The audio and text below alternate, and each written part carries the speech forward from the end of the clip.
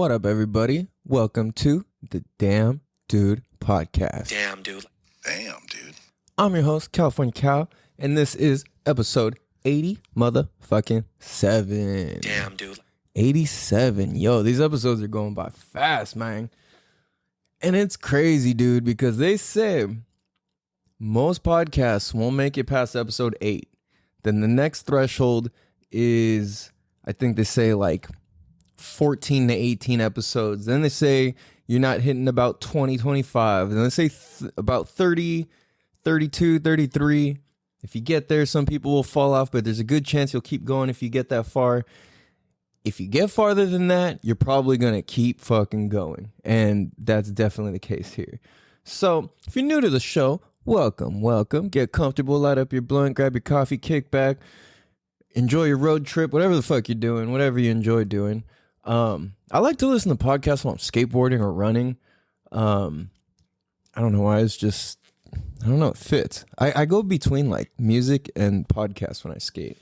Anyway, for those of you that don't know and are new to the show, we have the conversations that need to be had in a way that'll make you think and say, damn, dude. Damn, dude. You know what I'm saying? Some like cool like shit to help us have a little different perspective, possibly learn some shit, share some shit. And ultimately what I've gathered is that this show, we have the conversations that a lot of men specifically are afraid to have. And I'm like, yo, that's a trip, dude. And I noticed a lot of women and girls in general will talk about like, dude, why are so many dudes afraid to be vulnerable and this and that, you know? And it's like, I start looking at different dynamics and why this happens, right? So for this episode, I'm not gonna put anybody on blast, but I will say special shout out to you know who you are for the episode ideas today. Because this is some really good shit, and I see how all of this applies to myself, and a lot of people can get a lot from this. So, and by the way, if anybody has show ideas or anything like that, or stuff you want to hear me elaborate on or speak on, you know, hit us in the DMs on Instagram at Damn Dude Podcast, or leave it along with a 5-star written review on the Apple Podcast reviews. And that would be greatly appreciated because that helps the show grow and it helps more people get this information. Yeah, I mean. So, let's get into this motherfucker. Excuse me. Dude, today, by the way, day 9, 75 hard. I restarted. Damn, I got hiccups, excuse me. And I literally, I hiked up to the top of a mountain. Then after that, I seen this flag that's just up in the fucking mountains near my house. And I'm like, I want to go there someday. And I'm like, I don't see any trail to there.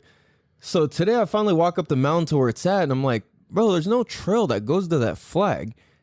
And I look up, I'm like, yo, I literally got to climb this mountain, like with my hands and my feet and my knees. And like, bro, I was climbing up this mountain. Like, I'm not kidding. I made it to the fucking flag. It's pretty dope. Maybe I'll use that as my profile, as the cover art for this podcast. But, I made it, dude. It was gnarly. My ankles are all banged up. I got all these scrapes and all this shit. I got dirty as fuck. And I made it though, dude. I literally had to trailblaze and make my own trail. So whoever put that flag there, you're a badass motherfucker because you had to carry that shit all the way up there. You brought all the tools and the supplies to build that shit and to get it to be able to stay. I was pretty impressed, man. It's not the easiest hike. But I mean, it's not a hike. It's literally climbing.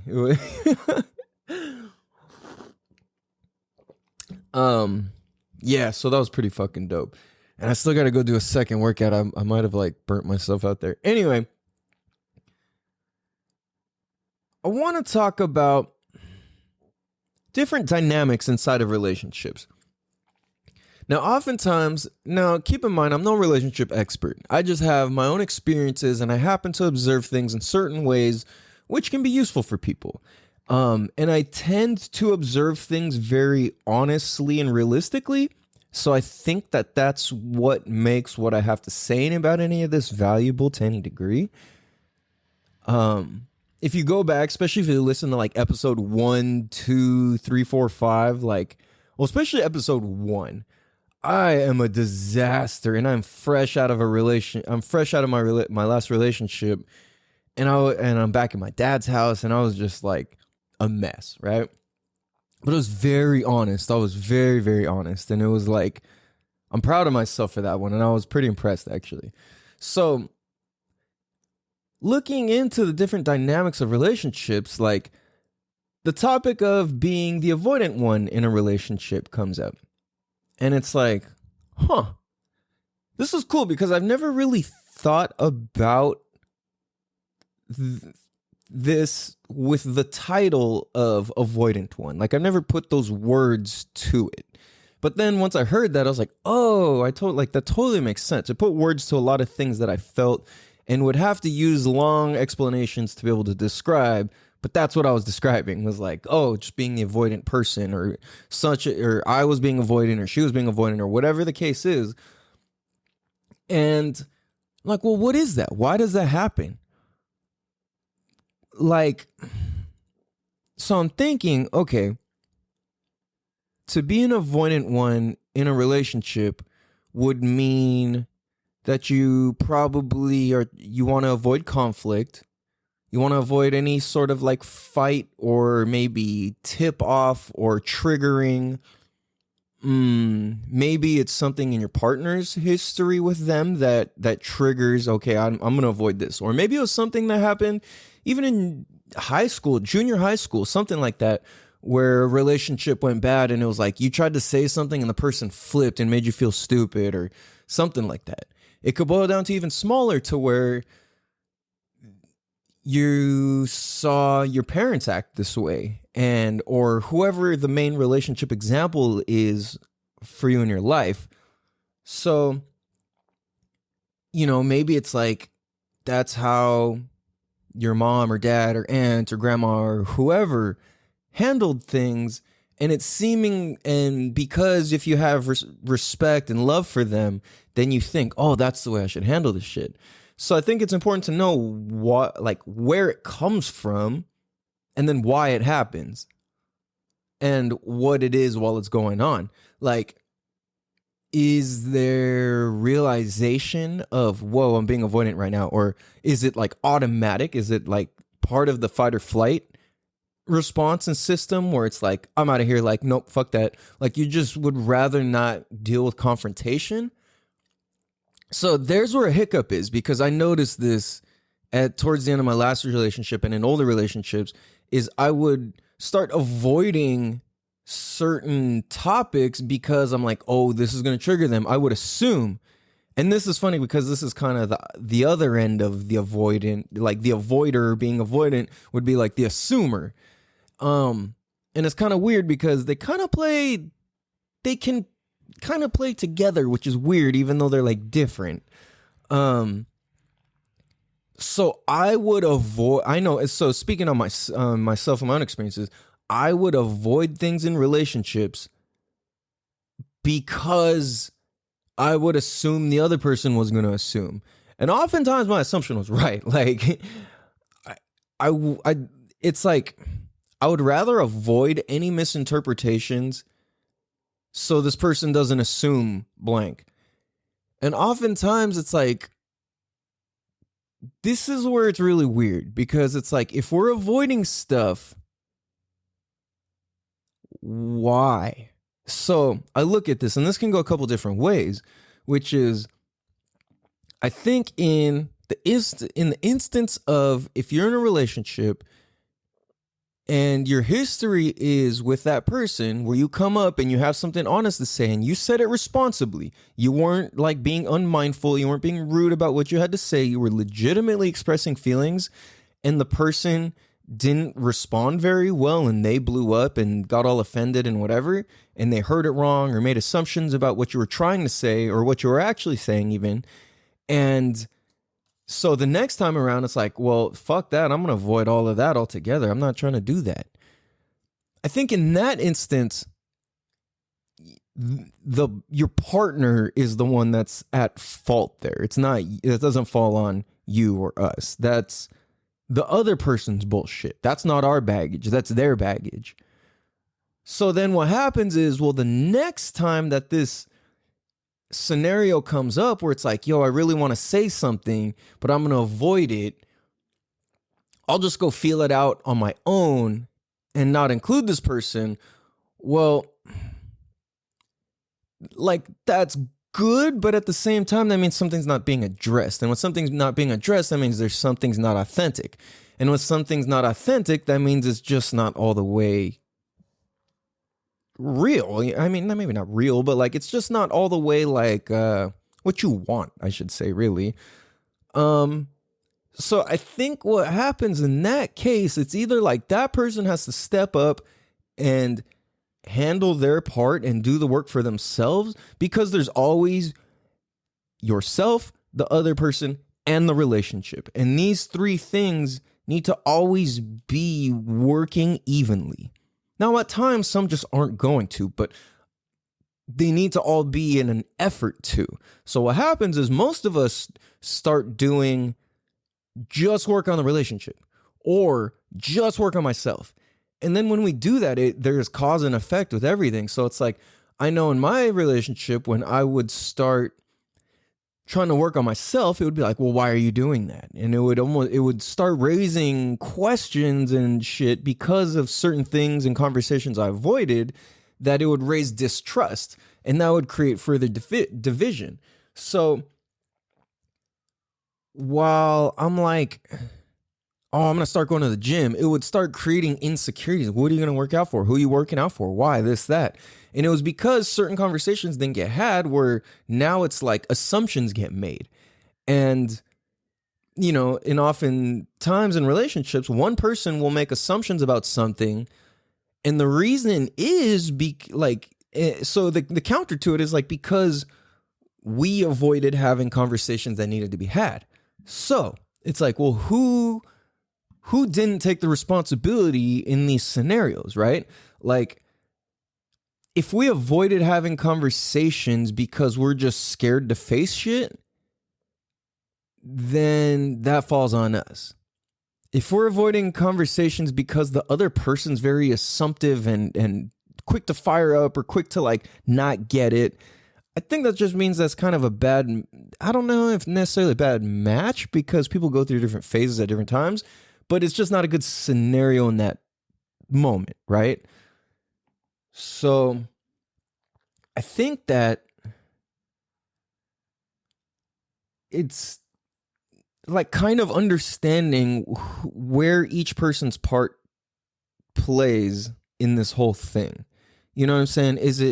Is the breakdown because the one person doesn't know how to communicate, or is it because you don't know how to communicate? Is it because it's a little bit of both? Is it because one person doesn't know how to articulate what they're trying to say or what they mean or feel? Or is it because the other person or yourself is so in your head that you can't actually hear what's trying or meant to be said? So I think if we take this and look at this the other way, if we were to be the assumer, I feel like this is harder for me to speak because I really don't assume things like, well, that's not true. I mean, I do, but I try not to assume a whole lot. I try and only assume things that would make sense. Or it's like, okay, well, if I do this action, I assume that this is going to be the consequence. You know what I'm saying? Like, again, cause and effect. So in a relationship, I'm definitely not the assumer. I will more... See, other people will be like, oh, I'm not an assumer either. But they'll ask questions of assumption and be like, what? It's just an honest question. And it's like, no. That question was fully loaded with assumptions. You know what I'm saying? And it's like, I'm trying to think of real life examples, and it's like, oh, who are these girls' numbers in your phone? And it's like, why are you assuming that it's like that? You know what I'm saying? And it's like, that's just a random thing I just pulled out of thin air. You know what I'm saying? But it's like, without any real, it's like, well, that's my sister, that's my cousin, that's my mom, that's my client, it's like, oh, well, that makes sense. You know what I'm saying? It's like the logic gets applied, right? But when we're assuming, it's like, there's no logic. It's just like this or that, and it's this big thing. So if one person's an assumer, I think it makes it really easy for the other person, even if you're not naturally, to become an avoider or even assumer, right? See, but what happens is when we start avoiding, to fill in the gaps, we have to start assuming. So we either assume everything's okay or we assume everything's gone to shit. And I think that's repairable to a certain degree, but once the wedge has gone so far, I just don't. It's like you just have to accept that wedge is there and either fully create something new for yourselves and together, or fully just be like, you know what?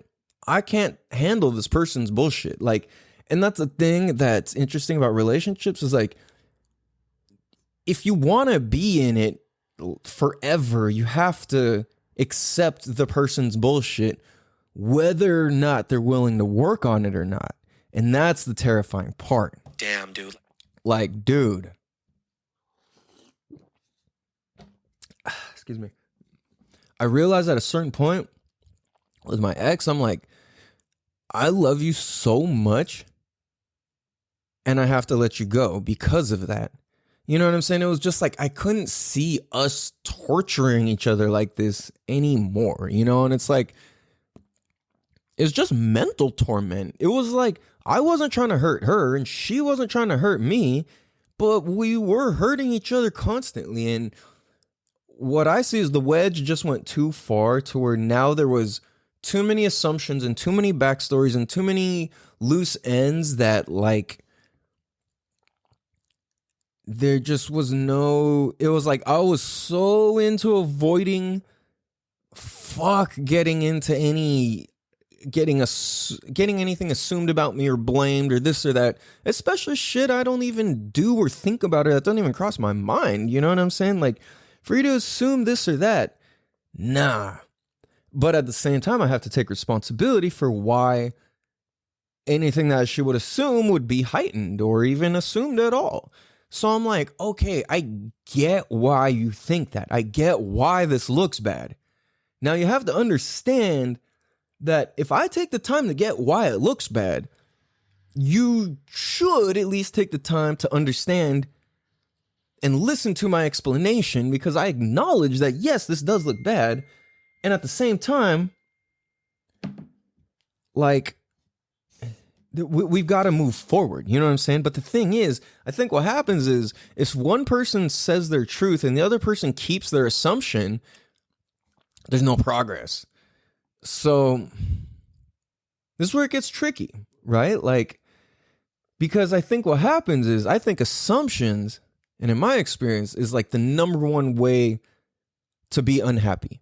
Any sort of, if we walk around assuming like heavily, and we assume other people's thoughts, feelings, actions, everything, dude, that's like a recipe for unhappiness and disaster fast as fuck. So it's almost like, and I'm just thinking right now, it's just kind of popped up for me. It's like, well, the opposite, I guess, of the assumer would be the avoider. And as much that's avoided is equally as hurtful or annoying or painful as the other person who makes assumptions onto us. That makes sense? So I think it goes both ways, but I think what happens is like the assumer comes from this, well, I'm just saying it how it is.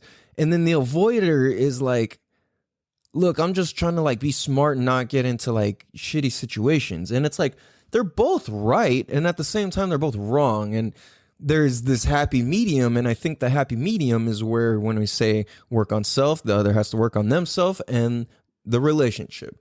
So oftentimes, this is trippy, where like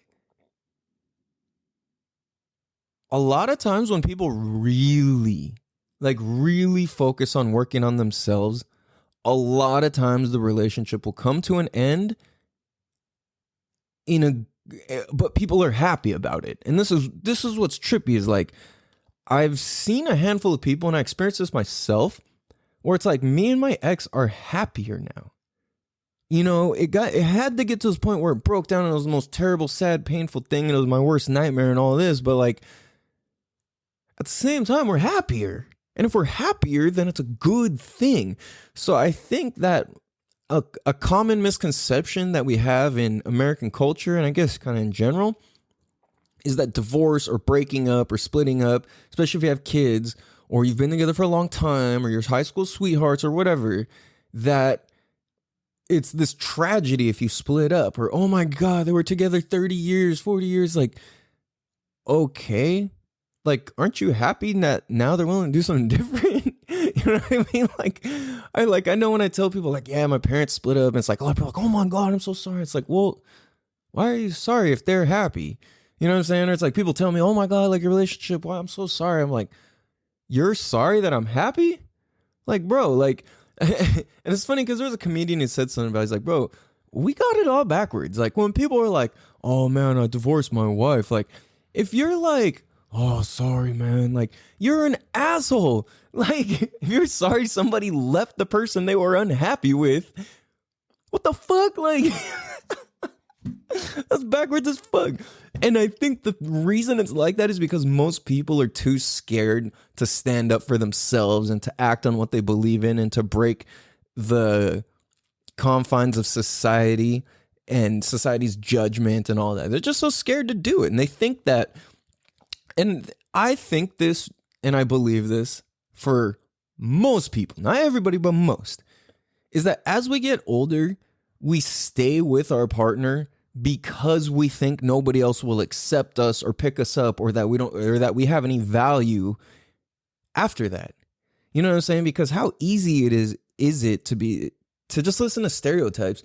Oh, you got kids, you're never going to find a man. Oh, you got kids, you're never going to find a woman. Oh, you're over 40, you're never going to get a wife. Oh, you're over 40, you're never going to get a husband. Like all these like things, you know what I'm saying? And it's like, we live in such a different time now. Like real shit, like 30 is not even old anymore. 40 is not old anymore. 50 is not old anymore. And 60, like, isn't J-Lo around like 60? Like, you know what I'm saying? Like we're in different times now, dude.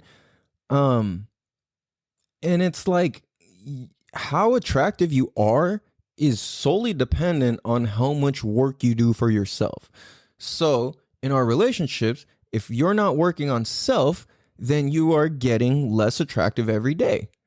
And that's just a fact of it. And the thing is, we have to think about that with our partners too. It's like, are our partners working to get more attractive every day? And I don't mean are our partners working to just look better. I mean, are they working to improve themselves?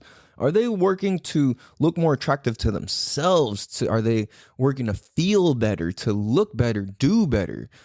And it's like, if your person's committed to getting 1% worse every day, then you got to really take a hard look at that. And how long have they been committed to that? Because it's not just going to change because you are upset. You know what I mean? A lot of times it's going to take you walking out for the other person to be like, oh, that's what it is. That's why it hurts so much. Like, oh shit. And I had to get my heart broken a bunch of times in order to get that, where I'm like, oh, this is on me, bro. Like, this has nothing to do with the other person. I mean, like, a little bit, but it's all on me. Like, what the fuck? So I realized it's like, dude, it really, it kind of stunts our growth and our breakthroughs if we avoid certain feelings and thoughts and conversations. Because a lot of these things can't be accomplished without the hard task. You know what I'm saying? Every single great thing in life comes from accomplishing something hard. Like, think about every time you've gotten a handout. You could barely remember it, or it doesn't feel that good. It's kind of like, oh, that was cool, you know? But like, I'm more proud to have paid to go somewhere where I'm like, oh shit, I'm broke as fuck, you know, but like I paid for this and it feels good and I got pride in it, or I suffered, or I struggled, or like when I climbed to the top of that mountain today, it fucking sucked. Every second I was terrified because I can just slide down literally an entire mountain and just really, really hurt myself. And I'm just like, you know what? Fuck it. You know what? Fuck it. And I just kept facing and accepting the pain and the scariness rather than avoiding it. And that equaled great accomplishment with me on top of a mountain with this fucking flag. And it's because of the hard shit, it's because of the pain that the success of it feels so good. So what pain are we willing to go through? You know what I'm saying? What pain, like which pain, we got to choose our pains. Which pain are we willing to go through to have what we want? You know, is it worth breaking the pain? Is it worth the pain of breaking the relationship to have what you want? Or is it worth the pain of suffering to stay with this, to create something new out of it? Is that worth it? You know what I'm saying? So I think that's something that's really important to think about with this whole dynamic. So with that being said, we're going to take a quick break. We're going to, oh, sorry. What was that? I just like completely zoned out. We're going to take a break. After these messages, we will be right bicycle. Damn, dude. What's good, everybody? Welcome back. Welcome back. Well rebuild. Oh, what the fuck? I just heard a bunch of wind outside, and that just made me think, well rebuild. And if you're from California, or you've seen that meme about California where it's a plastic chair blown over because the wind, and it's like, we will rebuild. I think about that more than I should. It was just funny to me. Anyways, let's get the fuck bike into this. Dude, I'm loving these topics, dude. This is going fucking... I think the first half of the show went pretty fucking well. I really like this. I kind of need to take more questions and kind of come from this answering standpoint. I like how this feels. You guys digging this? Is this cool? Like, do you notice the difference in the format or how I'm kind of spitting it today? Is it better? Is it worse? Is it... I don't know. It's kind of cool. I like this. I noticed that the topics were a little more specific, and I think that's dope. So yeah, keep sending them my way, you guys. This shit's good. So that leads to the next thing, which is, I mean, it's kind of the same thing, but it is it's like the next step, which I think is really fucking smart.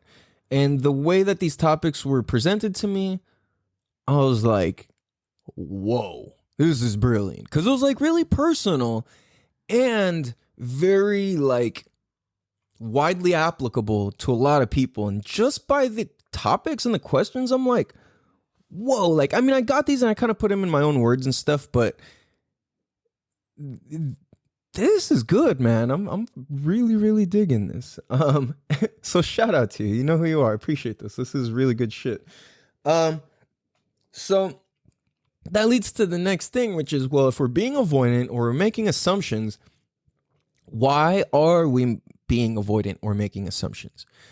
I think because what happens when we assume or avoid, it kind of puts us in this loop. And it puts us in this like dog chasing its own tail sort of way of thinking, I believe. And I think what happens when that happens is when our brain and our lifestyle kind of goes into this like dog chasing its own tail. We've all been here. Nobody's like exempt from it. I think what happens is anxiety starts building. Momentum around this like anxiety, or it'll manifest as like self-loathing or self-doubt, or people will feed into their ego and just be so cool and like, and you know, shit like that. And that's when people start saying, you see people make posts of shit like, oh, my dog is better than yours, or my dad is better than yours, or like shit like that. And it's like, come on, dude. Like, you don't need, like, really?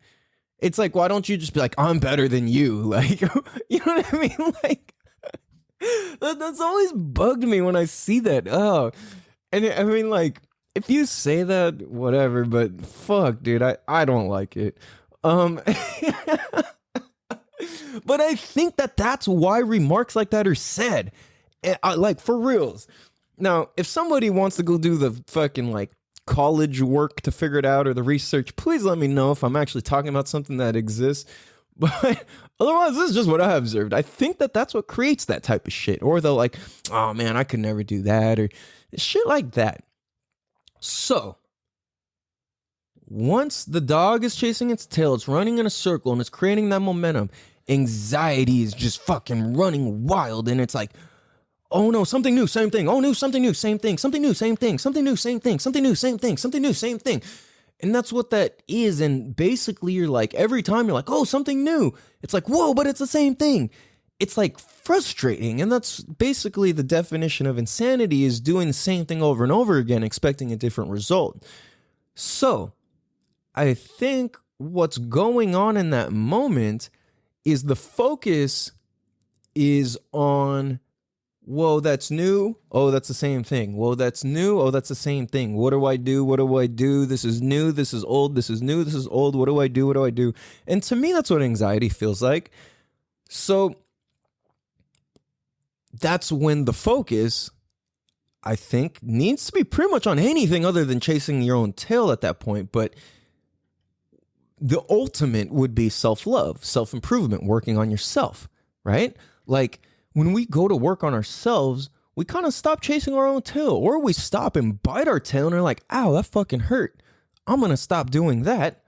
Or you get so dizzy, you fucking pass out. You get so dizzy, you get high blood pressure. You get so you see what I'm saying? So this is where it's like, yo, what about self-love? What about taking care of yourself? When's the last time? It's like, dude, I heard somebody say this earlier and I was like, whoa, that's brilliant.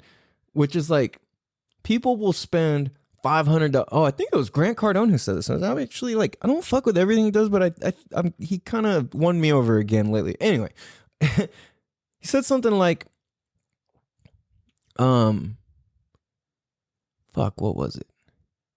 Like, people will spend $500 on a car, a couple grand on a house every single month, and $5 on themselves.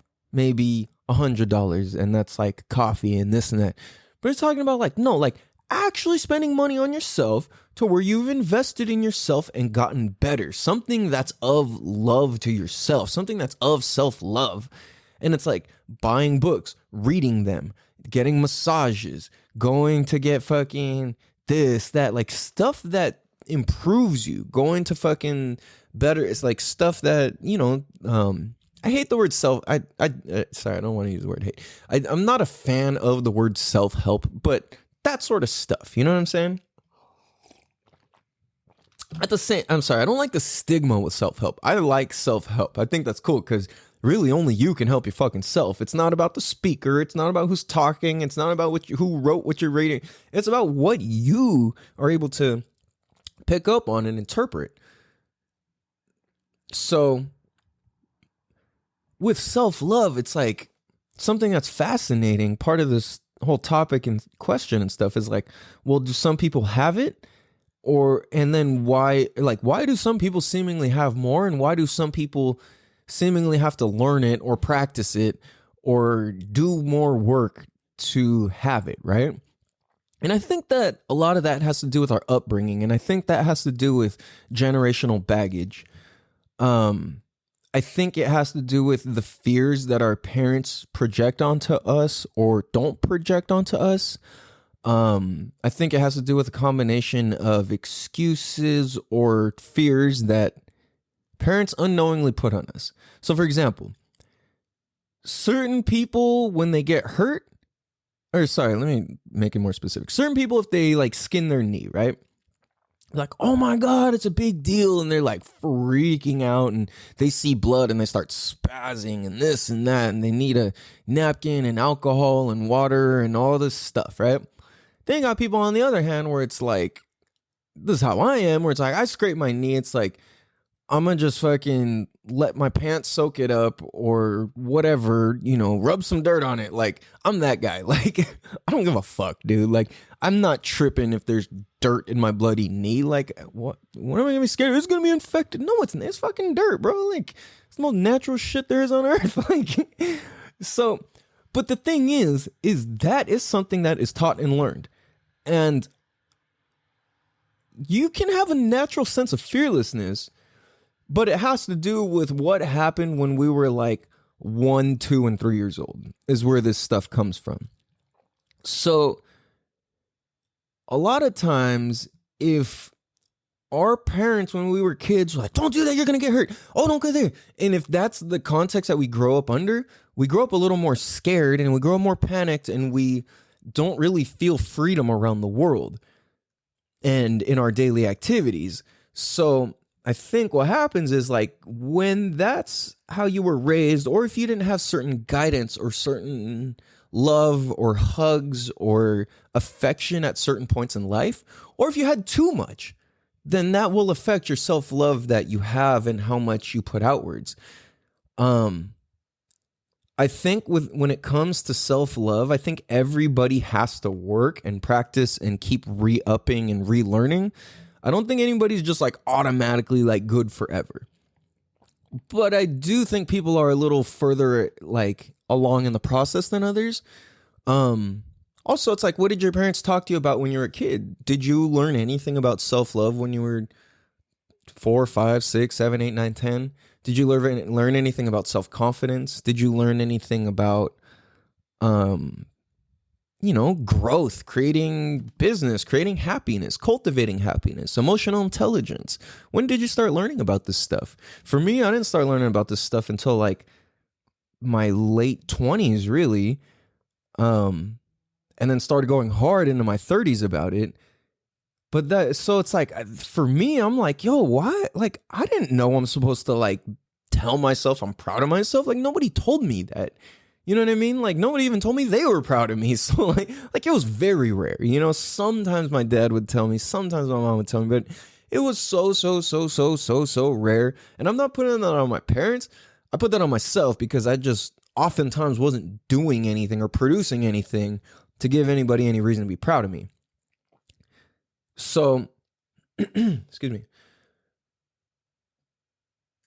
I think that when it comes to self-love, we all have to practice and learn, and we have to unlearn and relearn and unlearn and relearn. And what I mean by that is like, let go of everything you knew about self-love to relearn a newer level of it. You know what I'm saying? It's like the same way.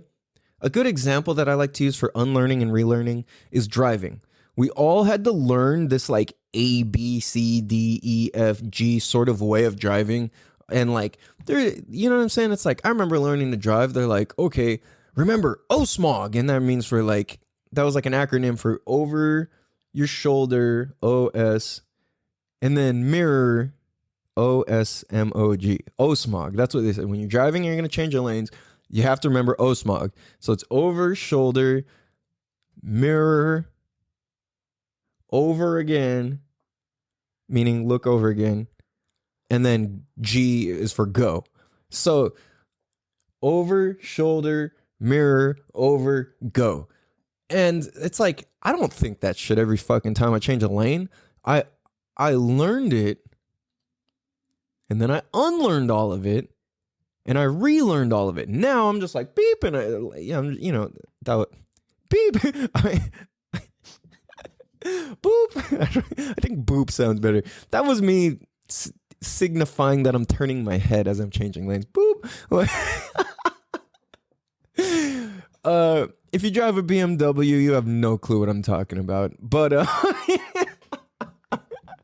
shout out to my mom who recently got one, and yeah, that's hilarious. The first thing I asked her when she got her new car, because she got her old car in an accident, first thing I asked her, she was like, yeah, I got a BMW. I was like, what the fuck? Like, that's not like my mom for one, but it's a cool car.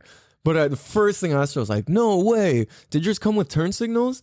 And she's like, what? And then like took her vision, like, oh shit. No, so, but that's my example. It's like you unlearn to relearn, and you relearn it in a way that actually works for yourself. You know what I'm saying? Same thing with like anything, you know, learning to read or write. It's like you don't sit there and go through the same process you did in the first place, unless you're me doing math. But you found new ways to do it more efficiently, quicker, better, smoother, with less thinking, right? So you unlearned it, and then now it's like you're relearning it. So I think that that's what we have to do when it comes to self-love and practicing it. And I think at the same time, not really worry about others who are doing it, more so take inspiration and ask how they did it and why and what reasons. And, it's like I remember when I first realized that I didn't love myself, I was like heartbroken, and I felt good because I finally acknowledged it, because I didn't know that. You know what I mean? Nobody had ever asked me, and I didn't ask myself directly, and I never really answered it. I would be like, oh yeah, you love yourself? Yeah, of course, No, that was just me just enjoying my own cockiness about myself. You know what I'm saying? It wasn't anything real. That was a pretty solid just into the microphone. Sorry.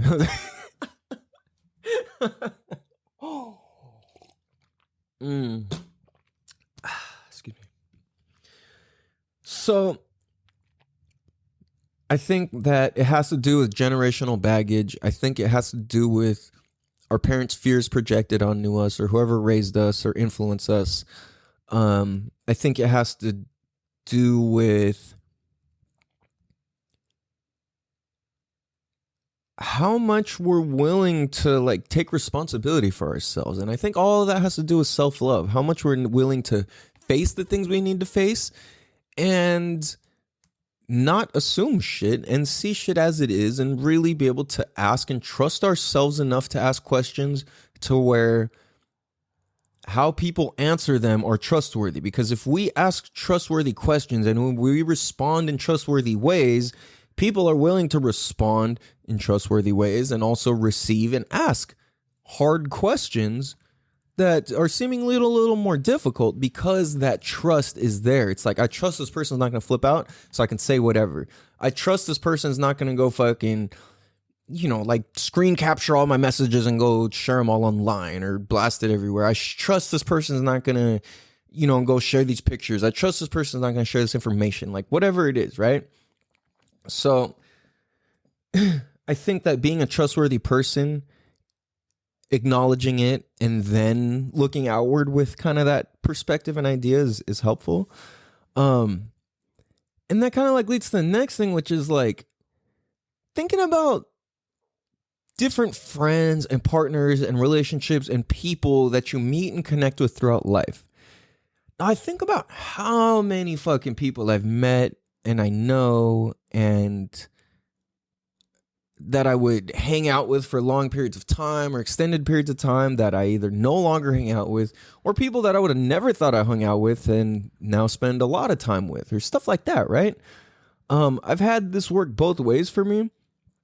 And I think, for one, I don't think there's any coincidences. I don't believe in coincidences, honestly. Like, to the fullest degree, I don't believe in coincidences. I just believe there's what happened and what didn't happen. And with things that did or didn't happen, that's what's meant to be, and that's what's supposed to be, and that's a part of God's plan. I'm not talking about being lazy and taking non-action. I'm talking about stuff that's kind of like on a bigger scale that's out of our control. Like the people that you meet and know, and it's like, you can't really help that you showed up here and this person was there. You know what I mean? Like, you can't, no matter how much you planned for it, you couldn't go undo it or something. We met who we met. And it's all in perfect timing. And I think people come and go. And this is weird because in general relationships, we kind of all accept that people come and go into our lives at different points and different times and different stages of growth. Because a lot of times people just reflect different stages we're at in different growth fields. So that's why it's like, I don't trip on people that I would talk to. I don't trip about when there's people I used to talk to every single day, nonstop, to where now we don't talk at all, or it's like very, very rarely, I kind of see that just as like a cycle of life, and we're all on different shit at different times, and it's cool to check in on each other and see how things are going, but we're not meant to be around different people like continuously. I take that back, because sometimes I think the difference is to understand who we are and what we're up to, and then just kind of analyze is this person or whoever we're looking at helpful and applicable to my life and what I'm up to, and am I applicable and helpful to their life and what they're up to? And it's like, a lot of people just hang around each other because they're scared to say that they're bored or that there's nothing else to do or talk about. You know what I mean? Like, you can only sit and you can only sit around a beer and talk about sports so much. You know what I'm saying? Like, after a while, you're just saying the same shit. So for me, I understand that, like, I can hear usually in a couple seconds or minutes what somebody's about, and if there's somebody that it's worth me investing time into or not, because I'm like, yo, this person's up to getting better. Now, I've been I don't want to say fooled, but I've fooled myself before into thinking people were certain ways based off my assumptions and where they were at in that moment. Like, I've gotten to relationships thinking people were somebody else because of the work that they were doing right then and there, and it's like, no, they've been doing this work right then and there for 6 months, and they've been this way for X amount of years. So that's something to be aware of too. But when you see people who are authentically and genuinely working on themselves and are committed to doing it long term, those are the people you need to, like, hold closely. And I don't mean like suffocate or like be too much, but what I mean is, like, keep them close to your heart and trust them and let them go on their journey, and just accept that people go through different shit at different times. And it's like, a lot of my closest friends, like, the people who are, it's like, these people would really, really fucking ride for me, and I would really, really fucking ride for them. We don't see each other very often. Like, two of my absolute, like, my fucking brothers, I consider them, Sebastian and my homie Broughton Lugnut. Those two dudes I very rarely see, but we would do anything for each other. And we all very rarely talk too. But the thing is, every time we do, it's such fucking love and respect and growth and conversations of, like, because they're up to so much stuff in their own life and I'm up to so much stuff in my life that we almost can't even catch up on everything that happened, because we're each individually being such a force on our own that all the details in between kind of don't matter. It's like, holy fuck, bro, what are you doing right now? What are you up to now? And it's like, we all understand that, okay, you're a badass motherfucker. I know you're going to be doing your shit. You're a badass motherfucker. I know you're going to be on your shit. And I know that it's going to be like that forever. And if any one of us is doing bad, like, for one, I have their backs and they have my back. And two, the trust and the love and the respect for the fact that the other person is on a continuous getting better journey, that says almost more than anything. Because there's people who just are, and there's people who aren't. You're either gonna fucking do the work for reals, or you're gonna fucking pussyfoot through and bullshit your way. You can't feel bad for the people who are pussyfooting and just kind of bullshitting their way through and getting by to avoid a hurtful situation. You cannot feel bad for peeling the Band-Aid.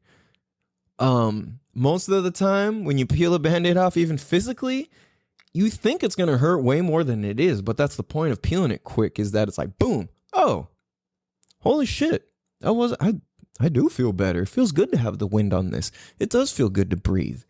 You know what I'm saying?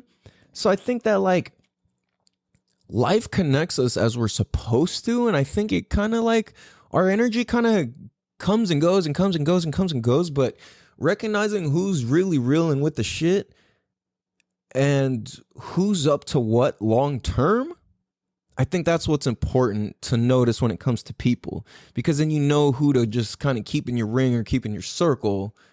You know what I mean? And at the same time, certain bridges just burn with people. You know, there's a lot of people I swore, like, damn, this person's down as fuck, and then, like, they switch up completely on some weirdo shit or whatever. Maybe I'm on some weirdo shit, you know, who knows? It could go any way. So we kind of just don't know. And I think what's important is to not be attached and to understand that, you know, maybe this is just meant to be right now. Maybe this person was just meant to help me get over this. Maybe this person's meant to I'm meant to know and talk to till I'm 90. Maybe this person is just here to teach me what not to do. Maybe this person's here to help me feel this or feel that. Maybe this person's here to, you know, everybody kind of can provide something different. And I think, you know, being aware of that, like I think something that's really powerful is when we know our place in relationships where it's like, yo, this is where we stand. This is what we're willing to be up to. Then you have a good relationship. It's like, I think that's why it's like a lot of people have trouble when and this is really random. Like, this is why people have trouble when it comes to like friends with benefits or stuff like that. It's because a lot of times, like, there's not an established, like, this is where I stand and this is where I stand. And then a lot of times, like, some line gets crossed or somebody didn't say something or somebody feels some way or something didn't get said or this or that. And then one person starts feeling this way or that way. And it's like, because the communication didn't stay open, a lot of assumptions start getting made. And then one person's got their heart broken while the other person's like, what are you feeling sad for? And stuff like that, right? And then it applies to relationships. Like, oh, this person that and this person that. And it's just so weird, dude. Like, it can go so many ways. But I see it most in people who have like friends with benefit situations and they don't have the conversations to start with to be like, yo, this is the boundaries, this is the whatever, this is where I stand. See, because in friendships, that line is already like pretty clear. It's like, yo, this is the boundary, this is where it's at. But then it's like when you kind of mix in the sexuality, then all of a sudden that line gets crossed, I guess, and communication gets blurred. So then you look at a relationship and it's like, it's almost like it's both of those things put together. And it's like, whoa, now you got an extra clusterfuck of a situation, which, you know, if you got a good relationship and you put the work in, it's worth it. If you keep putting work into it and it just keeps sucking, then nah, I got to get the fuck out. Yeah, I mean, so yeah, dude. Oh, this episode was dope. I got a lot more I want to go in on too. So we're going to pick up on the next one on episode 80 motherfucking 8. Yay. Shout out to the listeners around the world. I fucking love you guys. I appreciate you guys. Thank you guys all for tuning in and bearing with us even when the episode drops fucking an hour late or whatever. But you know what? I fucking love you guys. I appreciate you guys. Leave us a 5-star written review, Apple Podcasts. Follow us at Damn Dude Podcast on Instagram or Facebook, or I should say, and Facebook, and all that good stuff. Damn, dude. So on that note, I love you guys. Have a beautiful day. Take us out. Much love. Peace. Damn, dude. Whoa. Wrong button, guys. Much love. Peace. 90 miles push away, and I want